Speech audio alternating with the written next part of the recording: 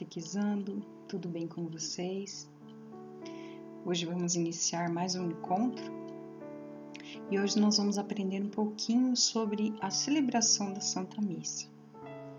Como que ela é organizada, algumas curiosidades que a gente talvez não saiba e por isso a gente não ama tanto, né? Hoje nós vamos aprender um pouquinho sobre isso. E eu te convido agora a nós iniciarmos em nome do Pai, do Filho, do Espírito Santo.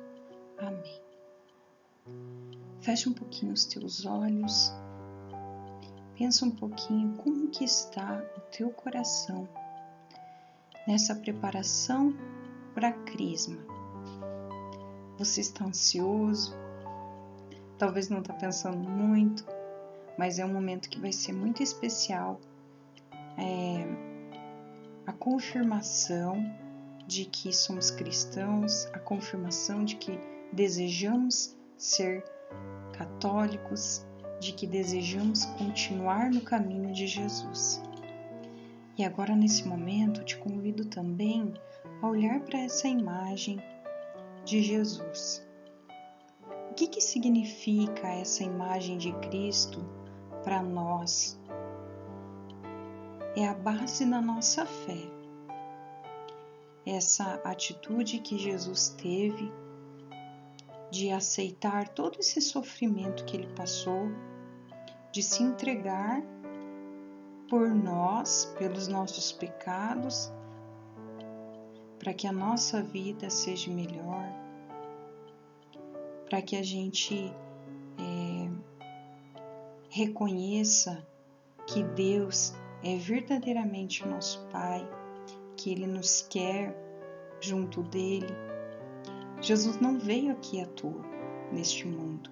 Jesus esteve presente aqui para nos libertar da prisão dos nossos pecados.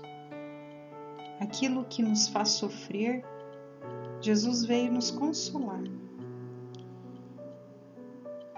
E o fato dele ter morrido na cruz, dele ter passado por tudo que ele passou e de ter ressuscitado, nos traz um novo olhar, né? Se ele não tivesse morrido, se ele não tivesse ressuscitado, seria em vão a nossa fé, né? Então, nós temos um olhar diferente agora da nossa vida.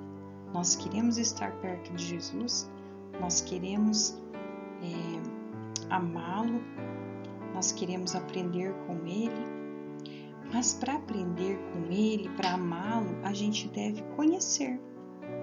E como que a gente conhece? Através da palavra de Deus, através dos ensinamentos que nós aprendemos, através da celebração da Santa Missa. Nós vamos nos aproximar mais de Jesus. Hoje vocês são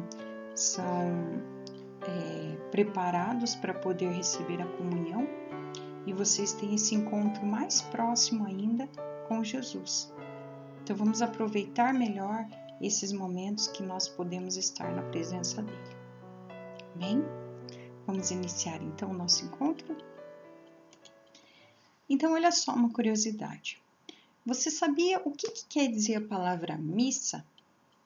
Então a palavra missa provém da fórmula de despedida em língua latina. Id missa est, que significa ide, sois enviados. Então depois da celebração da missa, nós somos enviados a evangelizar. Somos enviados a praticar o que a palavra nos ensina. Somos enviados a amar o próximo, somos enviados a ter uma semana de mais graça na nossa vida. Então, a primeira palavra-chave é o que significa missa. Ide, sois enviados. Então, assim, a catequista vai fazer uma explicação, mas não tão aprofundada, porque senão a gente vai levar muito tempo aqui, né? Mas um pouco mais breve, assim, amplo do que quer dizer, de como que é realizada a missa, das partes da missa, o que cada uma significa, mas eu vou fazer de forma mais breve, tá? Não vou me aprofundar tanto para a gente não se estender muito. Então, assim, cada Santa Missa, ela desenvolve-se em duas partes principais, que é a celebração da palavra e a celebração eucarística. A celebração da palavra, ela abrange as leituras do Antigo Testamento e do Novo Testamento, e o Evangelho, e depois temos a homilia e a oração dos fiéis. Essa é a parte da celebração da palavra, tá? Já na celebração eucarística, é apresentado o pão e o vinho, que vão ser consagrados e oferecidos aos fiéis em comunhão. Então, na missa são consagrados pão e vinho, isto é, são convertidos em corpo e sangue de Cristo. Então, vamos lá. Como que é organizada a Santa Missa? Então, a missa ela inicia com a entrada do sacerdote, dos ministros, dos acólitos, dos coroinhos, se tiverem, né? E também dos leitores. Logo após essa entrada, o sacerdote ele vai fazer a saudação, ou seja, ele vai acolher as pessoas que estão na celebração. E nessa saudação, é interessante que o sacerdote ele inicia com o sinal da cruz. Nós, cristãos católicos, iniciamos todos os momentos de oração com o sinal da cruz. E o sinal da cruz, ele é feito com a mão direita, e primeiro nós colocamos aqui na testa, em nome do Pai, porque na testa, que Deus Pai esteja nos nossos pensamentos. Jesus, em nome do Filho, que Jesus esteja no nosso coração. E o Espírito Santo. Então, nós traçamos uma cruz sobre nós. O Espírito Santo aqui nos ombros, por quê? Porque ele vai estar nos guiando na nossa vida, nas nossas decisões. Então, olha como é importante esse sinal para nós cristãos. E o sacerdote ele vai fazer uma saudação assim: a paz estejam com vocês. Então, olha que saudação bonita, né? A paz esteja com todos vocês. E nós respondemos assim: o amor de Cristo nos uniu. Então, nós estamos na celebração da missa, por quê? Porque o amor de Cristo, tudo que ele fez e a morte dele, é o amor dele que nos uniu para estarmos ali. Então, todo rito que acontece na celebração da missa, na verdade, é em nome de Jesus que se celebra. Então, assim, tem o sacerdote, tem a comunidade, mas na verdade o principal ali é a figura de Cristo, tá? Ele é a principal razão de tudo isso estar acontecendo. Logo após essa saudação que o sacerdote faz e esse início, né, com o sinal da cruz, nós vamos ter o ato penitencial. Esse ato penitencial é onde nós confessamos os nossos pecados a Deus, os pecados do dia a dia, os pecados mais leves, né? E quando nós fazemos essa confissão a Deus desses nossos pecados, imaginem assim, ó, que todos nós temos um canal de graça, um cano, imagina um cano, sabe aquele cano de PVC que leva água? Então, imaginem assim, esse canal com Deus, lá na celebração, tá? É um canal de graça. E às vezes esse cano, ele está sujo por causa dos nossos pecados. Então, nós vamos limpar esse cano. Nós vamos pedir perdão a Deus pelos nossos pecados. E todos nós sabemos quais são os nossos pecados. Então, normalmente, a oração do ato penitencial, ela começa assim: confesso a Deus Pai Todo-Poderoso. Então, eu estou confessando a Deus. E a vós, irmãos e irmãs. Então, toda a comunidade também, que pequei muitas vezes por pensamentos e por palavras. Então, os nossos pensamentos, quando que eles se tornam pecados? Não é só quando vem na nossa cabeça os pensamentos maus, mas quando a gente alimenta esses pensamentos. Por exemplo, você vê alguma coisa que o outro tem e você sentiu uma inveja pela outra pessoa ter isso. O sentimento é natural, Mas o que que você vai fazer? Você vai alimentar esse sentimento no sentido de você querer que o outro perca ou você querer retirar do outro? Você está alimentando esse pensamento que você teve. Aí ele torna-se pecado. Você se sentir magoado ou sentir raiva de alguém porque te fez alguma coisa é um sentimento natural, né? Humano, digamos assim. Mas a partir do momento que você sente isso, o que que você faz? Você vai alimentar esse sentimento? Vai levar isso para frente? Ou você vai tentar pensar em outra coisa? Ou então vai se voltar para Deus e falar: Senhor, eu não quero sentir isso, eu não quero pensar isso. O que que eu vou fazer a partir de agora? Entendeu? Então, nós vamos fazer essa ligação com Deus. Nós vamos pedir perdão pelos nossos pecados, pelas nossas atitudes do dia a dia, né? E nós vamos fazer essa ligação com Deus para que o canal da graça chegue até nós, tá? Então, feito o ato penitencial, o sacerdote vai fazer uma oração em nome de Deus, perdoando os nossos pecados, tá? Depois do ato penitencial, tem o glória em dias festivos, normalmente nos domingos, em alguns dias da semana, quando é dia festivo, tem o glória. E o glória é o quê? É um hino de louvor a Deus. Então, nós estamos glorificando a Deus. Pelo quê?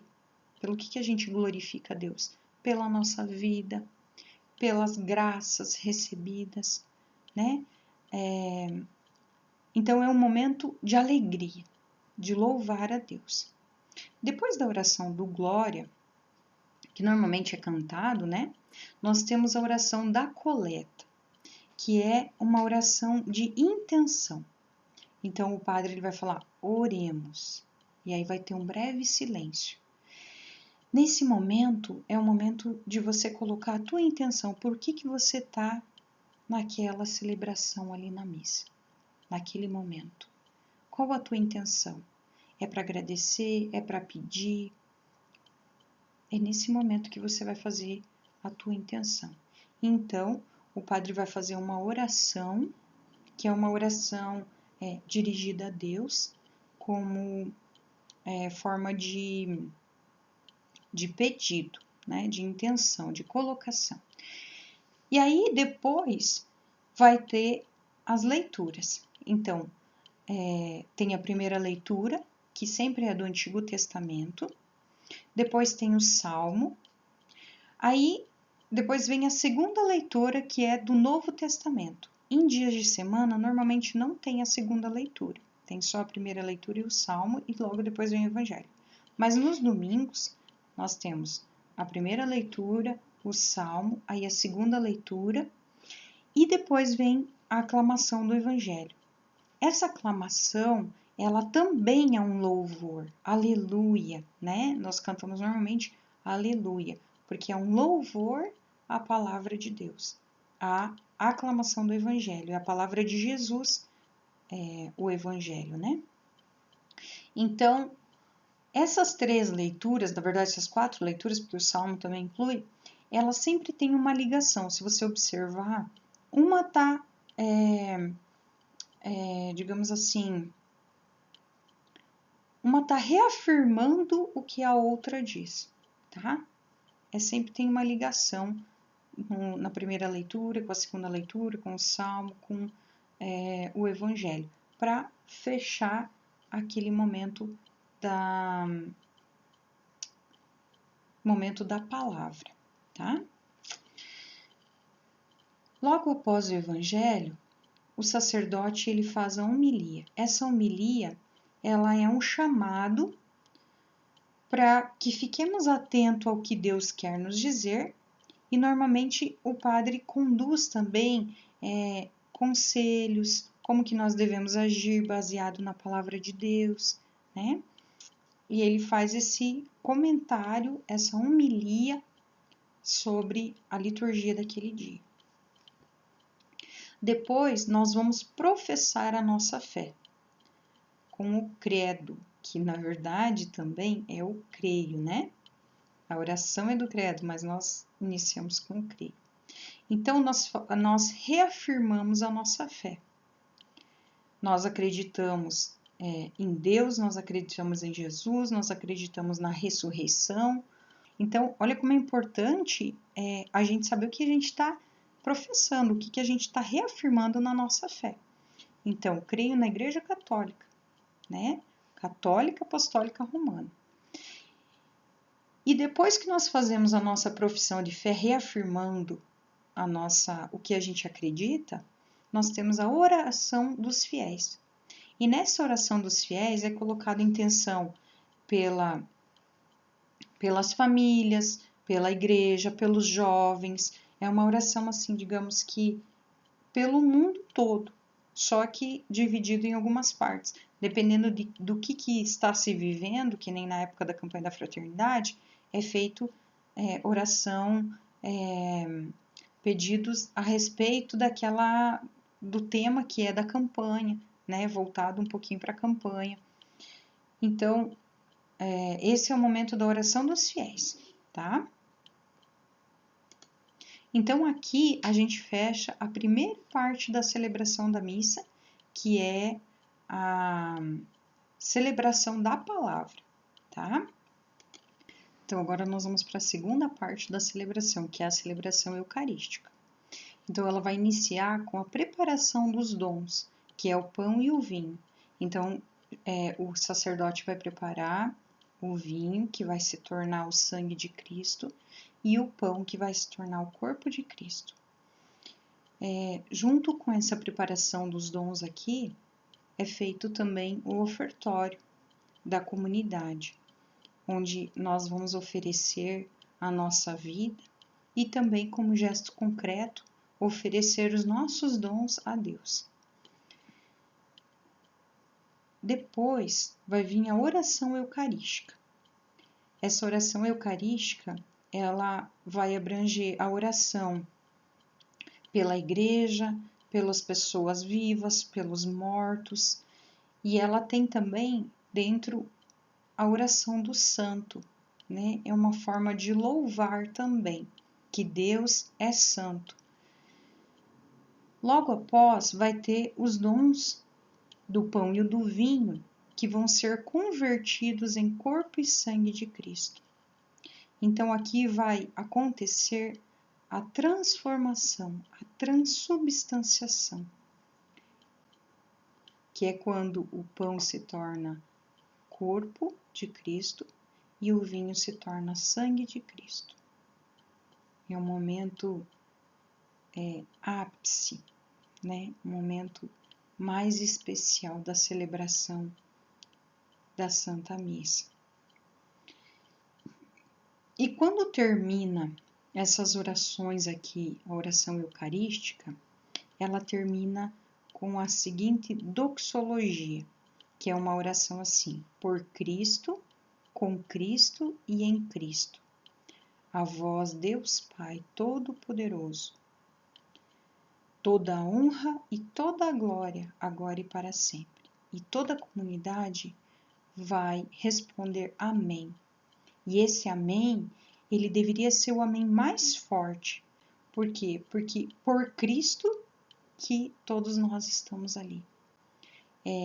Com Cristo, ele está conosco e em Cristo.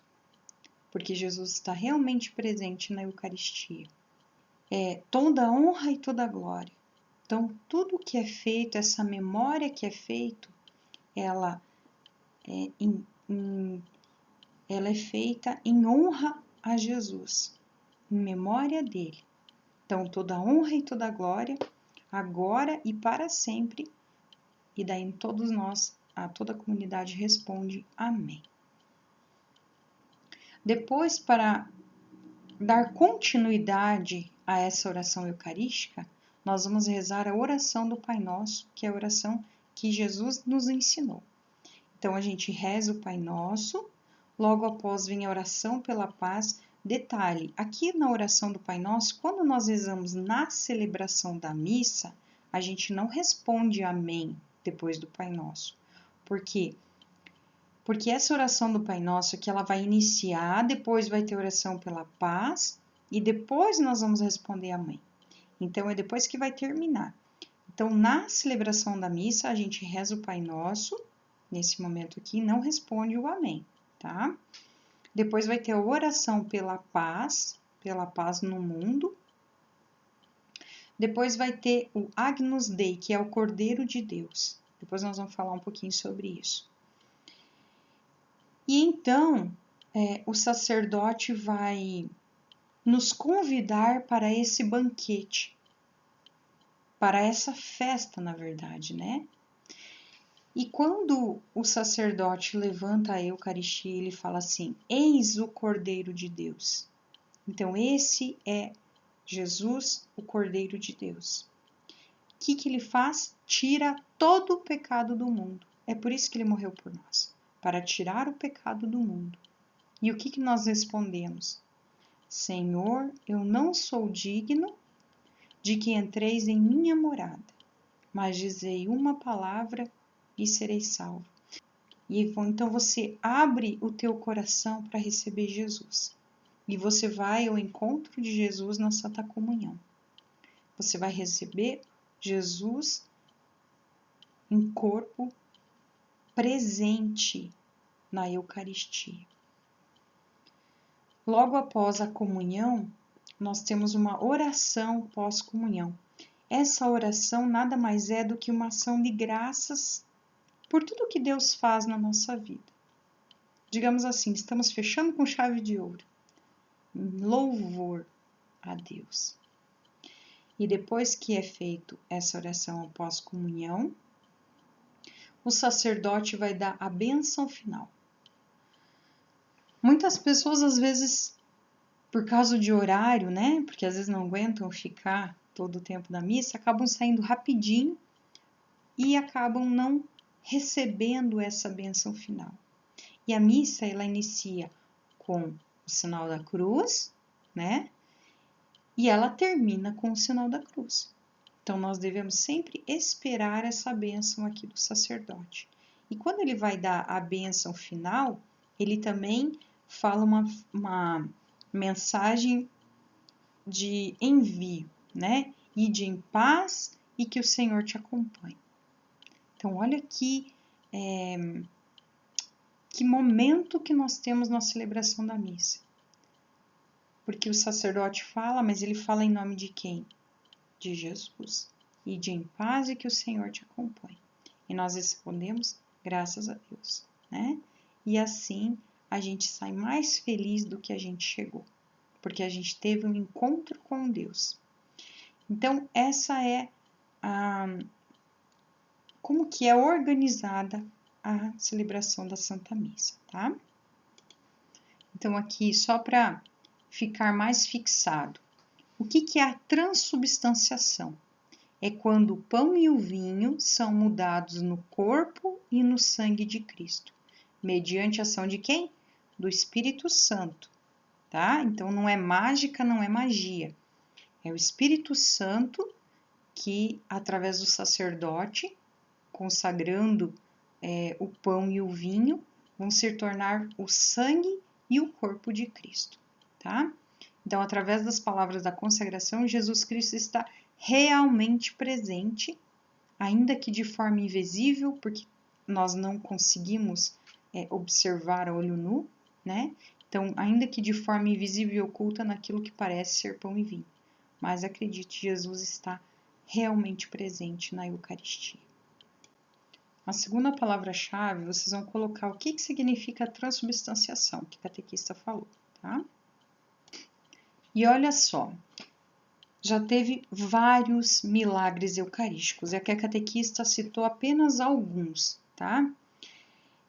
Mas um desses milagres aqui, preservados até os dias atuais, que aconteceu em Lanciano, na Itália, no século VIII, nos anos 700, aonde um mosteiro onde viviam os monges. Um desses monges duvidava da presença de Jesus na Eucaristia. E uma certa manhã, quando ele foi fazer a celebração da Santa Missa, ele duvidou e quando ele foi proferir as palavras da consagração, nesse mesmo instante, o pão e o vinho se tornaram corpo e sangue de Cristo. E esse monge ele ficou espantado nesse momento e ele contou para a comunidade dessa dúvida que ele tinha. E então ele começou a chorar e a comunidade também foi ver o que tinha acontecido e logo se espalhou por toda a cidade ali esse milagre que aconteceu. E foram feitas pesquisas científicas, né? E comprovaram que esse sangue realmente era um sangue que sai das veias ali do coração e que a carne, né, o corpo ali era realmente carne com fragmentos assim humanos, né? Então esse é um dos milagres eucarísticos que vale a pena até você ir pesquisar depois, né? Porque aqui a catequista não vai ter tempo de contar tudo, mas pesquisa depois sobre esse milagre eucarístico de Lanciano. É muito lindo, é muito interessante para nós católicos aprendermos. E existem outros também milagres eucarísticos, em Ferrara, em 1171, em Santarém, em Paris, nos anos 1200, em Siena, em 1730, tem muitos milagres eucarísticos que aconteceram. Em alguns desses, as hóstias consagradas, elas sangravam, em outros, elas se transformavam em carne humana e a aparência do vinho em sangue. Então, pesquisa lá, vamos conhecer um pouco mais para a gente poder se apaixonar mais pela celebração da Santa Missa, se apaixonar mais por tudo que Jesus fez por nós, né? Aqui, lembra que a catequista falou que ia falar um pouquinho sobre Agnus Dei? Então, Agnus Dei é o Cordeiro de Deus. De onde que surgiu isso? João Batista, ele comparou Jesus ao Cordeiro de Deus. Por quê? Porque ele comparou naquela época do Antigo Testamento, aonde o povo foi... Deus mandou eles imolarem, sacrificarem um cordeiro, né? E passarem o sangue desse cordeiro nas portas das suas casas, para que assim que aquela praga passasse pelaquela cidade, nesses lugares que ter essa marca do sangue do cordeiro, eles seriam salvos, né? Então, João comparou Jesus ao Cordeiro de Deus, a esse Cordeiro que nos salva dos pecados, nos livra da morte. Então, lá em João, capítulo 1, versículo 29, João fala essa frase aqui, eis o Cordeiro de Deus, tá bom? Então, lá em Coríntios, capítulo 11, 1 Coríntios, capítulo 11, versículo 26, Paulo nos lembra que, na verdade, todas as vezes que comerdes deste pão e beberdes deste cálice, anunciareis a morte do Senhor, até que ele venha. Olha uma outra curiosidade, vocês sabem o que é a palavra sacrário? Sacrário é onde que é o lugar precioso e distinto para a conservação do Santíssimo. É onde Cristo permanece na espécie de pão. Então, quando a gente entra na igreja, sempre tem um lugar que é o sacrário, aonde nós sabemos que se tem uma luzinha vermelha lá acesa, nós sabemos que ali está presente Jesus. E olha só, quando a gente entra na igreja, nós vamos fazer uma genuflexão e nós vamos olhar para onde? Nós vamos olhar para o sacrário, porque Jesus está presente lá. Mas no momento da missa, aonde que deve estar o nosso olhar? No altar. No momento que está acontecendo a missa, é no altar o lugar mais importante da igreja. Porque é ali que está sendo feito o sacrifício de Jesus. É ali que está o corpo e o sangue de Jesus, no altar, tá? E você já reparou que quando a gente vai à missa, às vezes o padre está com uma veste verde, às vezes a igreja está com tecidos vermelhos ou roxos ou brancos. O que isso quer dizer? São as cores litúrgicas. Então, esse aqui é o ano litúrgico. E o ano litúrgico ele é diferente do nosso calendário. O nosso calendário começa quando? Começa em janeiro, né? O calendário do ano litúrgico, ele começa no advento, na preparação para o nascimento de Jesus. Porque vai ser a vida de Jesus. Então, vai começar com o nascimento, né? Então, começa com a preparação, que é o advento, a preparação para o nascimento de Jesus. Então, que cor que é utilizado no advento? É o roxo, tá? E aqui tem uma parte que é utilizado rosa, mas isso é opcional, tá? Praticamente não é utilizado. Então, o roxo, ele é utilizado no advento, na quaresma e também quando tem missas de finados, missas de exéquias, quando alguém morre, né? Também é utilizado o roxo, tá? O rosa, então, ele pode ser utilizado no terceiro domingo do advento, no quarto domingo da quaresma, tá?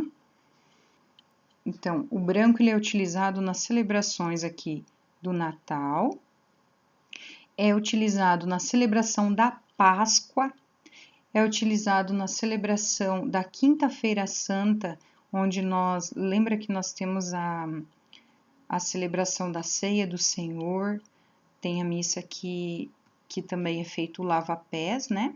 Isso tudo na Quinta-feira Santa. Então, nesses dias é utilizada a cor branca.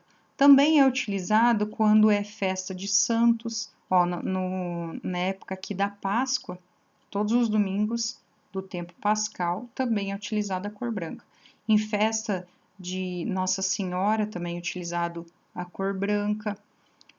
Na festa de Cristo Rei, no Corpus Christi, também é utilizado a cor branca, a Santíssima Trindade também. Então, nesses momentos de alegria, de festa, de ressurreição, é utilizada a cor branca, tá? Lembremos isso. Então, a cor roxa, ela é um momento mais de, digamos assim, de preparação. Lembra isso, preparação. Então, preparação para o nascimento de Jesus, preparação para a morte de Jesus, morte e ressurreição. Então, é preparação, lembra? É o roxo, tá? O branco, momentos de alegria, ressurreição, festa, tá? A cor vermelha, ela é utilizada no Domingo de Ramos, na Sexta-feira Santa e no Pentecostes. E também nos dias que nós recordamos algum mártir, alguém que morreu por Cristo, também é utilizado a cor vermelha. Então, às vezes tem missa dia de semana, ou missa de domingo mesmo, por exemplo, quando missa de São Pedro e São Paulo, eles foram mártires. Então, então, é utilizada a cor vermelha nesses dias. E outros santos mártires também é utilizado a cor vermelha, lembrando o que? O sacrifício, né? Vermelho lembra sangue, então, o sacrifício. E também vermelho lembra o Espírito Santo. Então, em Pentecostes também é utilizada a cor vermelha. Quando vocês forem receber a confirmação, vocês vão reparar que a cor vermelha vai ser a veste utilizada pelo bispo e pelo sacerdote. E também a cor litúrgica, né, vai ser o vermelho. Por quê? Porque é uma celebração do Espírito Santo, né? Então, é utilizada a cor vermelha. E a cor verde? A cor verde, ela é uma cor de esperança e ela é utilizada nas celebrações do tempo comum, tá? Então, o tempo comum, a cor verde. Como terceira palavra-chave, eu vou pedir para vocês resumirem em que época que se usa as cores roxa, branca, vermelha e a verde, que são as principais, as que são mais utilizadas. Então, vocês vão escrever brevemente ali como terceira palavra-chave, mas também como atividade, tá? Em que momento que são utilizadas as cores litúrgicas. Agora vamos lá, uma pergunta que talvez vocês já se fizeram, ou talvez vocês fiquem perguntando para os pais ou para o catequista, né? É obrigado a ir à missa? O que vocês acham? Vocês acham que é obrigado a ir à missa? Pois bem, vamos pensar assim. Nós somos obrigados a ser católicos? Não, nós não somos obrigados. Nós queremos ser de Cristo.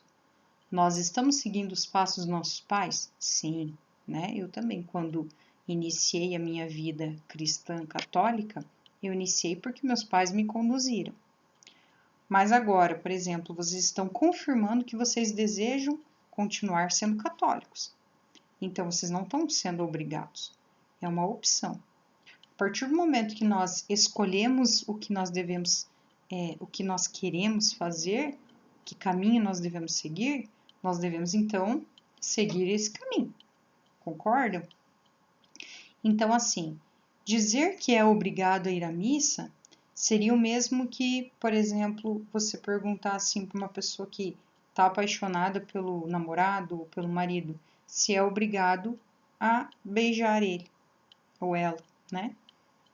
Então, assim, não é obrigado, mas faz parte do que nós professamos na nossa fé. Se nós somos católicos, a missa faz parte de ser católico, né? E é uma festa, é um convite que Deus nos faz e nós devemos reservar o domingo, porque é o domingo, porque Jesus ressuscitou no domingo. Nós devemos reservar esse momento para estarmos com Deus. Então, na verdade, para nós, católicos, isso é uma honra estarmos na presença de Jesus na celebração da Santa Missa. E agora que você aprendeu um pouquinho mais, é claro que tem muito mais coisas para a gente aprender, porque a celebração da Santa Missa não é uma coisa que surgiu de ideias, não, ela é toda fundamentada, tanto que ela tem mais de 2000 anos, já passou por vários momentos difíceis, mas ela permanece em pé. Então, quer dizer assim, ela tem uma fundamentação, né? Tudo que acontece na celebração da missa não acontece por acaso. Veio lá da época de Jesus. Então, é todo um rito que algumas coisas foram melhorando, né? Foram, na verdade, se adaptando aos tempos atuais. Por exemplo, antes era o sacerdote rezava de costa. Hoje não, hoje ele reza a Santa Missa olhando para a comunidade. Então, algumas coisas foram modificadas, mas a essência da missa, isso não pode ser alterado, tá? Então, eu te convido, a partir de hoje, você voltar para as celebrações. Se você não tem o costume de ir à missa, volte e comece com um olhar diferente para a celebração da missa.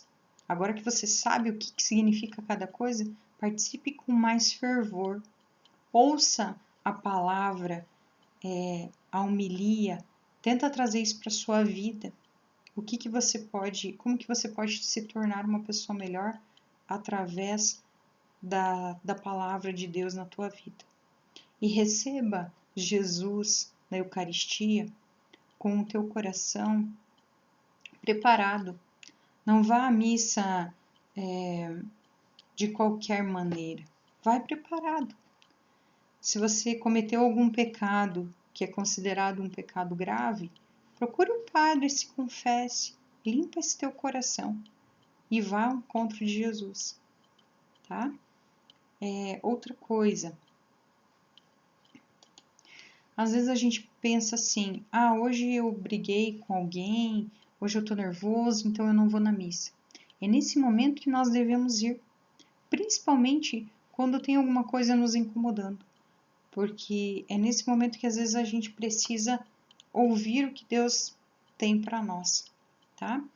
Então, não fique arranjando desculpa para não ir ao encontro de Jesus.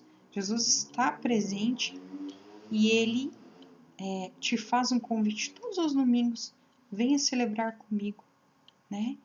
Então, não fiquem arrumando desculpas para não ir ao encontro de Deus, tá? E se você sentir vontade de participar mais do que uma vez por semana das celebrações, vá, participe, tá? Só vai fazer bem para a sua vida, tá bom?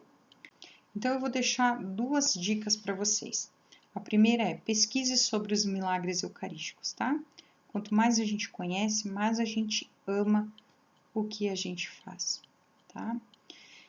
E outra coisa é uma dica de um filme. O filme se chamado O Grande Milagre, um filme católico, tá? Que ele vai falar sobre a celebração da Santa Missa. É um filme muito legal que abre bastante a nossa mente para o que realmente acontece na celebração da missa, tá bom? Então fica essas duas dicas. Procure sobre os milagres eucarísticos e assista esse filme. E depois comente com a catequista o que vocês acharam, o que vocês aprenderam, o que está transformando na vida de vocês, tá bom? Então, um beijo, fiquem com Deus e uma ótima semana.